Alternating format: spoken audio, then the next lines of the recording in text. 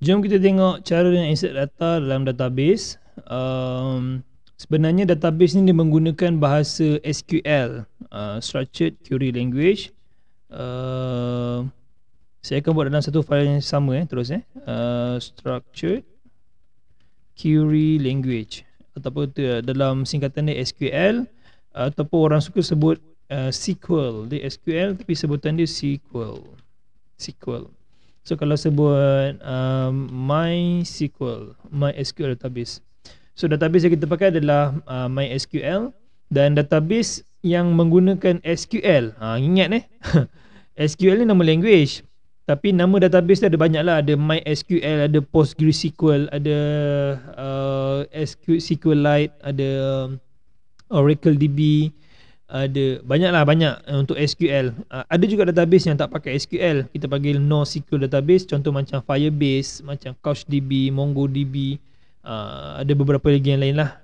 Okay, so ni antara database yang biasa orang pakai adalah SQL. Tapi SQL ni pun dah kira macam satu database yang dah ketinggalan zaman lah, sebab sekarang kebanyakan pakai NoSQL. Dia NoSQL database.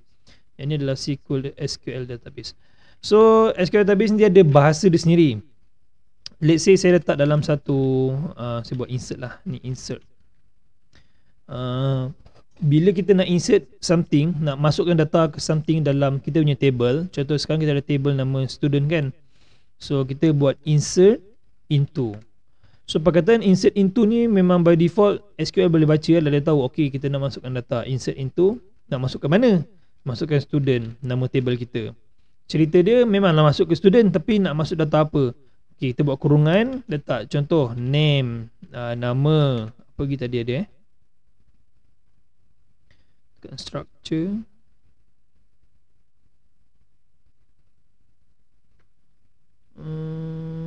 Okay, structure.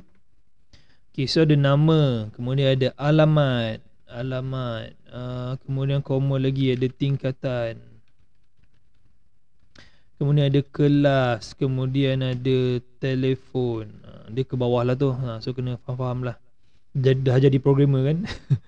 Okay, 2, 4, 5 1, 2, 3, 4, 5. Okay, kemudian so kita dah cakap dekat SQL bahawa kita nak masukkan data, insert into, masukkan data ke mana? Masuk ke student. Dan apakah kolom yang kita nak masukkan? Kolom yang kita nak masukkan ada 5, nama, alamat, tingkatan, kelas dan telefon. Sekarang apakah value yang kita nak masukkan pula? Okay, so sini tulis values. Okay, barulah kita tulis apa, contoh macam nama kan. So disebabkan dekat sini kita dah pakai double quote, dalam ni kena pakai single quote. Contoh Harry, kemudian alamat dia apa, Taman U, kemudian tingkatan berapa, tingkatan 5, kelasnya apa, kelasnya B, telefonnya apa, 018-782-4900. Okay, simpan. Okay, so yang SQL command ni, okay, kita dah create.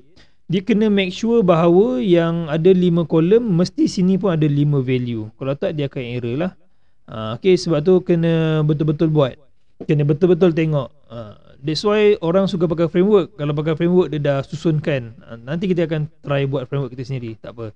So nama, contoh nama ada nama, alamat, tingkatan, kelas ada 5. So value pun ada 5, 4, 3, 4, 5. Okay, so nak tahu yang ni working ke tak, kita boleh copy command ni tanpa double quote. Copy je dulu, pergi dekat SQL sini, kita paste.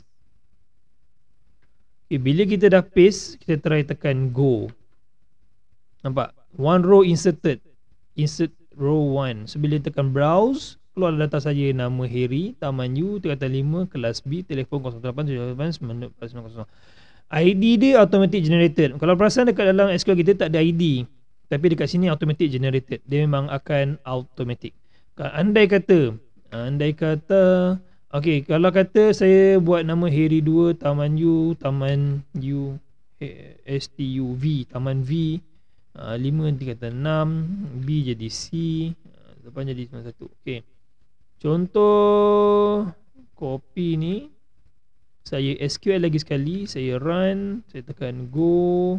So tekan browse, automatic jadi 2. Sebab dia kita letak apa tadi? Kita letak AI, auto increment. So nombor dia akan automatic menaik. Okey, tapi sekarang command ni kita run dekat phpMyAdmin. Sekarang kita nak run command ni dekat dalam kita punya PHP. Macam mana nak run? So nak run dia senang je. Just MySQLi query. Kita masukkan connection kita dan masukkan kita punya SQL. So ini adalah SQL. Ini kod SQL kita letak dalam insert. Dan connection kita ambil daripada yang atas lah. Sebab kita dah declare tadi kan. So MySQL query run. Maksudnya kita nak suruh kita punya PHP run. Run satu SQL dekat connection kita. Connection, kenapa ada connection? Sebab kita nak tahu database yang mana. Kalau tak ada connection, tak tahu database yang mana. Sebab dekat dalam SQL cuma ada table name saja, tapi tak ada nama database. That's why kena perlu dua, satu connection, satu SQL. So, jom kita tengok jadi ke tak. Ni saya padam dululah. Saya tik-tik, saya delete dulu. So kosong lah kan. Okay, kita akan cuba run. Saya refresh, tak ada apa-apa sini. Tapi bila kita tekan refresh kat sini, akan ada masuk data. Ini cara nak insert data. Okay, ini cara nak insert. Senang je. Kalau kata nak check sama ada insert tu berlaku ataupun tidak, berjaya atau tidak, kita boleh buat success sama dengan kita buat macam ni. So nanti MySQL query dia akan return true or false.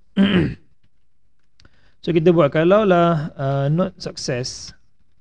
Tanda seru ni means not tau. Kalau kalau kita nak buat macam ni kan panjang. If false.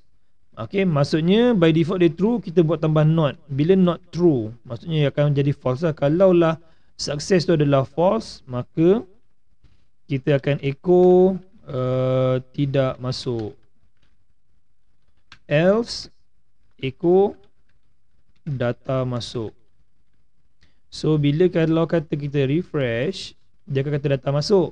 Dan andai kata kalau student X kita refresh, dia akan kata ni error lah, exception. Okay, sekejap. Sebab ni PHP 8 ni dia orang dah banyak pakai try catch. Kita kena dapatkan error tu melalui try catch. Tak apa, saya akan tunjuk kemudian nanti dalam MVC punya framework. Kalau kata pakai PHP version lain, contoh 7.2, 7.4, kita boleh buat macam-macam lah. Let's say column name ni column name yang tak ada. Nampak dia akan terus tunjuk exception. Kalau dulu tak ada benda ni, yang ni kira baru ni dalam MySQL SQL punya function dia orang. Sebelum tak ada, sebelum ni kalau kata letak apa X pun, dia still akan kata data tidak masuk lah. Dia tak ada keluar error macam ni. Sekarang dia dah throw error. So tapi tak apalah, baguslah kalau macam tu kan. So kita tahu yang kita punya SQL error. Okay, so habis untuk part insert. Saya harap semua orang boleh faham lah. Untuk rujukan lebih banyak tentang SQL, boleh tengok dekat W3 School ke, Tutorials Point ke, ataupun w3school.in. So banyak lagi tempat yang boleh tengok untuk rujuk. Yang penting tahu cara pakai, tahu cara nak run macam mana. Okay, so sekian daripada saya. Nanti kita akan tengok cara seterusnya, macam mana nak buat read data pula.